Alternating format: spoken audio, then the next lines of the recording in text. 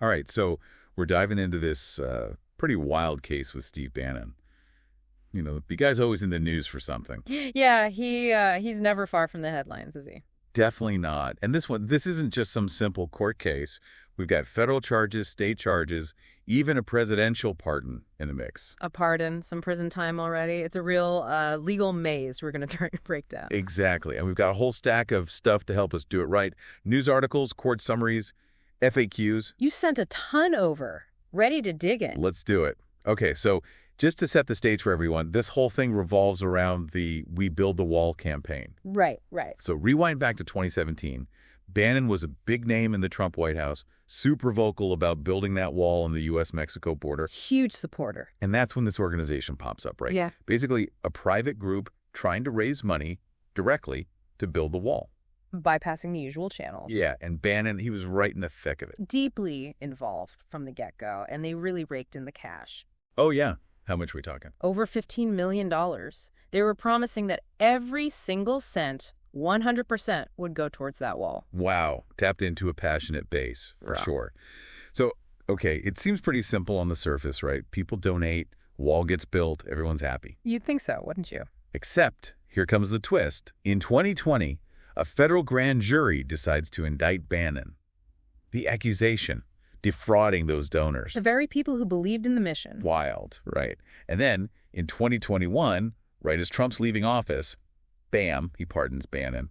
You'd think that's game over. Case closed. But nope, not so fast. See, presidential pardons, they have their limits. They only cover federal charges, so if state's got its own case going. It can still move forward. Bingo! Oh, okay, that's where New York comes in. They were running their own investigation alongside the feds. And in 2022, they hit Bannon with state charges. Money laundering, conspiracy, fraud, all tied back to We Build the Wall. Man, it's like a legal drama ripped from the headlines. And with that pardon from Trump, it just throws gasoline on the fire. Oh, absolutely. People were debating the limits of presidential power, whether it was legitimate prosecution or a politically motivated attack. So much tension. Everyone's watching to see what happens next. Then, fast forward to February 2025, things come to a head. Bannon pleads guilty in that New York case. One count of scheme to defraud, a felony no less. But he manages to avoid going back to prison. The judge gives him 3 years of something called conditional discharge. It's kind of like probation, but stricter. So walk me through that. What exactly does conditional discharge mean for Bannon? Well, it means no leadership roles in any charities in New York, and you can't fundraise for them either. It's like cutting him off from that whole world. Wow. So even though he's not behind bars, his ability to operate in that space, it's gone. Essentially, yeah. And it's even more interesting when you think about it, because Bannon already did time in 2024. Wait, really? For what? Contempt of Congress. He got 4 months for refusing to cooperate with the January 6th investigation. Hold on, back up a sec. Contempt of Congress. What exactly does that even mean? Basically, it means obstructing Congress from doing its job. In Bannon's case, he wouldn't comply with the subpoena, wouldn't give them what they wanted. Ah, so this guy, he's got a history with legal battles. Okay, back to We Build the Wall. Let's get into those accusations. We talked about misleading donors. What exactly were they doing? Okay, so picture this. They raise millions, right? They promise every dollar goes straight to the wall, no salaries for anyone involved. Sounds good on paper, right? Right. But it wasn't the whole story. They were allegedly taking chunks of that money for themselves, even using other companies, third parties, to hide the transactions. So that's where the money laundering charge comes in. Yeah. Try to make dirty money look clean. Exactly. And one of the founders, Brian Kolfage, he was allegedly getting secret payments this whole time. Even though they swore up and down, no one was taking a salary. So it's not just the money itself. It's about betraying the trust of those donors. Right. And just for the record, Kolfage and another guy involved, Timothy Shea, they both pleaded guilty in the federal case. Got prison sentences. So with all that in mind, let's talk about the reactions to Bannon's guilty plea. I can't imagine it was a quiet affair. Not even close. It was a storm of statements, accusations flying back and forth. What were people saying? Well, the Manhattan District Attorney, Alvin Bragg, he was the one who brought the charges. He spun it as a victory, protecting charitable giving. Right, making sure people feel safe donating. Exactly. Yeah.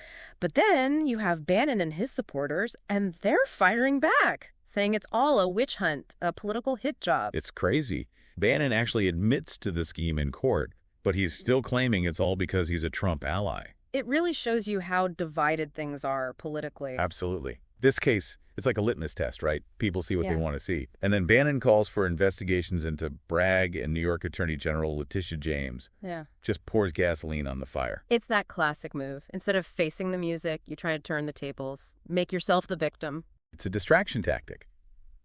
Okay, but looking past all that back and forth, what does this whole case say about the future of fundraising? Especially for these really heated political campaigns. Well, it definitely raises some red flags. Could mean more scrutiny for everyone, stricter rules, maybe even people being scared to donate at all. Like a chilling effect. Exactly. Donors might think twice before giving, worried that their money's going to be misused. So it goes way beyond Bannon and we build the wall. This could affect how all political fundraising works. Absolutely. It's something that both donors and those running campaigns, they're going to have to figure out. You know, reading through all this stuff, it really struck me how Bannon and his people, they preyed on people's fears about immigration. They made it seem like this private wall was the only answer, like it was an emergency. That urgency gets people to act, to donate. And they promised every single penny went straight to building, which wasn't true at all. That's what really got the authorities going, that deception. So do you think from now on, campaigns are going to be under a microscope? From the law and from the public? I'd say that's a safe bet. People are going to be way more skeptical of big promises, those donate now kind of pleas. Organizations will need to be super transparent if they want anyone to trust them. Which honestly isn't a bad thing, right? It forces everyone to be more careful with donations. Absolutely. But there's also that other side of the coin. What if legitimate groups doing good work have a harder time raising money because everyone's so cautious now? That's a tough balance. It really is. Protecting people from scams, but also not discouraging genuine support for good causes. It's something to think about. For sure. And this whole Bannon case, it really highlights that tension. It does. And speaking of things that need a closer look, there's that whole legal chess game happening in the background. Yeah, you mean like Bannon switching lawyers just a month before he pleads guilty? Exactly. He brought in this guy, Arthur Idala, super experienced criminal defense attorney, known for being aggressive. I read that Idala argued Bannon couldn't get a fair trial in Manhattan. Said there was too much media hype, too much political baggage. It's a pretty bold claim, isn't it? Saying that because Bannon is Bannon, and because of his connection to Trump, a jury in Manhattan wouldn't judge him fairly. Makes you think, right, what does that say about our justice system if someone's political connections can affect their chances of a fair trial? That's a bigger issue than just Bannon. No doubt about it. And it brings up that whole question of media influence, right? How much do those headlines shape what people believe, what potential jurors might think? Especially with someone like Bannon, who's such a lightning rod. Those media portrayals, they stick with people. They do. So was that fair trial argument just a legal tactic, or was there some real worry there? It's hard to say for sure. Well, Bannon did end up pleading guilty. Maybe that means he and Idala thought a deal was better than risking a trial. Could have gotten a way worse sentence. Could be. Shows you how much strategy goes into these decisions, weighing those risks. Especially with someone like Bannon, who's always pushing back against the system. He doesn't back down easily, that's for sure. But it also circles back to that big question. Can someone like Bannon, with all his baggage and ties to Trump, actually get a fair shake in a place like Manhattan? It makes you think. It goes way beyond this one case, you know? It's about our fears of media bias, political influence, and whether everyone actually has that right to a fair trial, regardless of who they are. Exactly. It's a conversation we need to be having. And it's not going away anytime soon. Well, we've covered a lot here, right? The timeline, those accusations against Bannon, all the legal back and forth, and even some of the bigger societal questions this raises. But there's one more thing, a little detail that I can't get out of my head. I'm all ears. Well, it's that part of his sentence where Bannon's barred from using any of the donor data from We Build the Wall. You're right. That is interesting. Makes you wonder what they're so worried about. Exactly. We're talking about a campaign that pulled in over $15 million. That's a gold mine of information about people who are passionate enough to donate. Names, addresses, emails, maybe even credit card info. It's a treasure trove, not just for fundraising, but for political targeting, too. That's a little scary, right? Definitely. This data, it can be used to spread misinformation, harass people, even try to sway elections. It's a good reminder that data privacy, it's not just some abstract thing.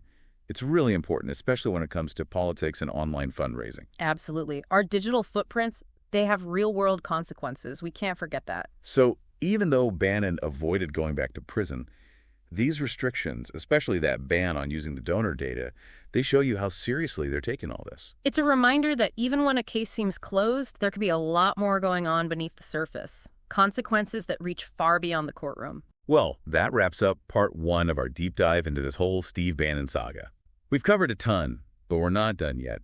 In part 2, we're going to dig even deeper into the reactions to Bannon's guilty plea, what it all means for future fundraising, and those big picture societal questions we've been talking about. Stay tuned for more. Welcome back. All right, so picking up where we left off, let's take a closer look at those reactions to Bannon's guilty plea.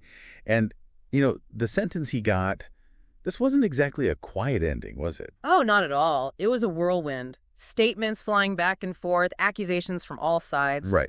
We talked about how the Manhattan DA, Alvin Bragg, he spun it as a win, you know, protecting people who donate to charity. Emphasizing that, yeah. Safeguarding donors, making sure they're not getting ripped off. Exactly. Making everyone feel safe to give to good causes. Right. But then you've got Bannon and everyone on his side. And they're not happy. Oh, they're pushing back hard, calling it a political witch hunt, saying he was targeted because he's a Trump guy. It's wild, right?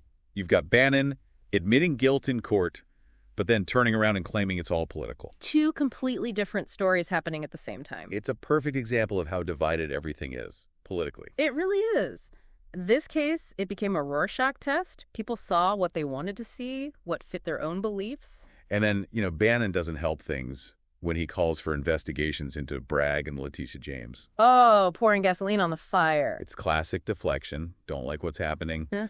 Point the finger somewhere else. Exactly. Avoid taking responsibility. It's a tactic we've seen before. So, looking past all that drama, all the back and forth, what does this whole Bannon thing say about the future of political fundraising? Especially these campaigns that really play on people's emotions, the hot button issues. Well, I think it's a warning sign. Could mean a lot more scrutiny for everyone, stricter rules. Maybe even donors getting scared off entirely. Scared to donate? Yeah, like a chilling effect. People hesitate to give because they're worried their money won't be used right. So the fallout from this, it goes way beyond just Bannon and we build the wall. It does. It could change the entire game for political fundraising. Both sides, donors, and the people running the campaigns, they'll need to adapt. Going through all this material, one thing that really hit me was how Bannon and his crew, they really tapped into those fears about immigration. Oh, absolutely. They played it up big time. They made it seem like this private wall was the only answer. Like a national emergency, people had to donate now. That urgency, it's powerful. Gets people to act without thinking too much. Right. And all the while, they were promising that every dollar went straight to construction, which, of course, was a lie. Yeah, that was the real problem for the authorities, that deception. So do you think we're going to see all these political campaigns under a microscope now? Like everyone's watching their every move? I think it's pretty likely people are going to be a lot more skeptical, less trusting of those big, flashy promises. So organizations are going to have to prove they're legit, be transparent, show where the money's going. Transparency is going to be key. If they want people to trust them, they'll have to be open about everything. Right. Which, in the long run, that's a good thing, right? Yeah. It forces everyone to be more responsible. Oh, for sure. But there's that other side of it, too. What about the groups that are doing good work, the legitimate ones? Could all this scrutiny make it harder for them to raise money? Yeah, what if everyone's too afraid to donate now? It's a tricky situation. Protecting people from scams is important, but we don't want to discourage people from supporting good causes either. It's a tough balance to strike. It really is. Yeah. And the Bannon case, it highlights that tension perfectly. For sure. And speaking of things that need a closer look, let's talk about Bannon's legal team. They made some interesting moves. Oh, yeah, like switching lawyers right before the plea deal. Exactly. They bring in Arthur Aidala, this big-shot defense attorney, known for being pretty aggressive. A real shark. And then Aidala argues that Bannon couldn't get a fair trial in Manhattan, says there's too much media attention, too much political baggage. That's a bold strategy, right? Saying Bannon is too famous, too connected to Trump to be judged fairly in Manhattan. It raises some big questions, like what does that say about our justice system if someone's political ties can affect their chances of a fair trial? That's a huge problem. If that's true, it undermines the whole idea of justice being blind. And then you have the media to think about, right? Yeah. all those headlines and stories, they shape how people see things, how potential jurors might see things. Especially in a case like this. Bannon's a polarizing figure. People have strong opinions about him. And those media portrayals, they stick in people's minds. They really do. So, was Adela being sincere with that fair trial argument? Or was it just a tactic to get a better deal for Bannon? It's hard to know for sure. Well, Bannon did end up pleading guilty. He did. So maybe that means he and Adela thought a deal was the best option. Better than risking a trial and maybe getting a worse sentence. It's possible. It shows you how much strategy goes into these legal decisions, weighing the risks, figuring out the best path forward. And Bannon's not exactly known for backing down from a fight. He's not. But it also brings us back to that fundamental question. Can someone like Bannon, with all his history and his connection to Trump, actually get a fair trial in a place like Manhattan? It makes you think it goes beyond just Bannon, right? It's about those fears of media bias, political influence, and whether everyone really does have that right to a fair trial, no matter who they are, what they've done. It's a conversation we need to keep having because it gets to the heart of our justice system. Okay, so we've talked about the timeline, the accusations against Bannon, all those legal twists and turns, and even some of the bigger issues this case raises. But there's one more thing I want to circle back to. Is that part of Bannon's sentence where he's banned from using any of the donor data from We Build the Wall? Ah, yes. That was an interesting detail. It really stood out to me. What are the implications of that for Bannon and just in general? Well, for Bannon, it's a huge loss. Think about it. We're talking about a database of people who donated over $15 million. That's a lot of people. It is. And not just any people. These are folks who are passionate about this issue, willing to put their money where their mouth is. They're the kind of people you want on your side if you're trying to influence things, politically speaking. So Bannon, he loses access to all that. It's got to hurt. Oh, it definitely limits his reach. But it also raises those bigger questions about donor data in general, how it's used, who has access to it, what kind of power it gives you. Right. We've seen how that kind of information can be misused. Targeted ads, misinformation campaigns, even voter suppression. It's a powerful tool, and it needs to be handled responsibly. So do you think this Bannon case, could it lead to more scrutiny of how campaigns collect and use this data? Could it push for stronger privacy protections? It's definitely possible. This case has put a spotlight on the potential for abuse. I think we'll see more calls for transparency, for holding organizations accountable. Which at the end of the day, that's a good thing, right? Protecting people's information, making sure it's not being used against them. Absolutely. It's a reminder that we have to be careful with our data, especially in this digital age where it's being collected and analyzed all the time. Okay, before we wrap up this part, I want to go back to something you mentioned earlier. The idea that even though Bannon pleaded guilty, his claims of being politically targeted could actually hurt people's trust in charities. It's a real concern when someone like Bannon, a high-profile figure, gets convicted of misusing charitable donations. It casts a shadow over the entire sector. It makes people think, well, he can get away with it. Maybe other charities are doing the same thing. Exactly. It creates that doubt, that sense of, can I really trust these organizations with my money? And that kind of distrust can have a big impact. Makes it harder for charities to raise money to do the work they need to do. It really can. It's not just about Bannon and We Build the Wall. It's about the potential damage to the whole idea of charitable giving. So what can be done about that? How do organizations rebuild that trust, reassure people that their donations are being used the right way? Transparency is key. Organizations need to be upfront about everything, how they spend the money, what impact they're having.